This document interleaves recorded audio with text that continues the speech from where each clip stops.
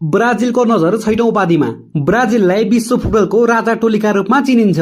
5 पटक फिफा विश्वकप जितेको ब्राजिल विश्वकप इतिहासकै सबैभन्दा सफल राष्ट्र हो। आकर्षक फुटबल शैली, स्टार खेलाडी र ठूलो समर्थक समूहका कारण ब्राजिल सधैँ विश्वकपको केन्द्रमा रहने गर्छ।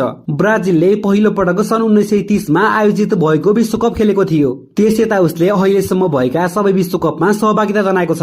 ब्राजिल विश्वकपका सबै संस्करण खेल्ने एकमात्र टोली पनि हो। सन् 2022 मा कतारमा भएको विश्वकपमा ब्राजिललाई उपाधि दावेदारका रूपमा मानिए पनि क्वार्टर फाइनलमा क्रोएसियासँग पराजित हुँदै बाहिरिएको थियो। उसले अहिलेसम्म 22 पटक फिफा विश्वकप खेलेको छ।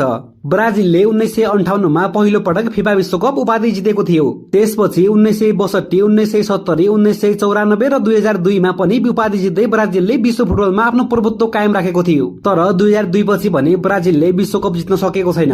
विशेष गरी सन् 2014 मा घरेलु मैदानमा भएको विश्वकपको सेमिफाइनलमा जर्मनीसँग 7-1 ले पराजित हुनु ब्राजिलियन फुटबल इतिहासकै सबैभन्दा पीडादायी क्षण मानिन्छ। अब सबैको ध्यान फिफा विश्वकप 2026 मा केन्द्रित छ।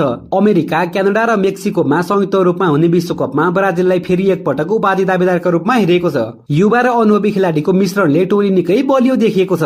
यति बेला विश्वभरका फुटबल समर्थकहरूमा ब्राजिलले आउँदो विश्वकपमा कस्तो प्रदर्शन गर्छ भन्ने चासो बढेको छ। तपाईको विचारमा ब्राजिलले छैटौं पटक फिफा विश्वकप उपाधि जित्ला त?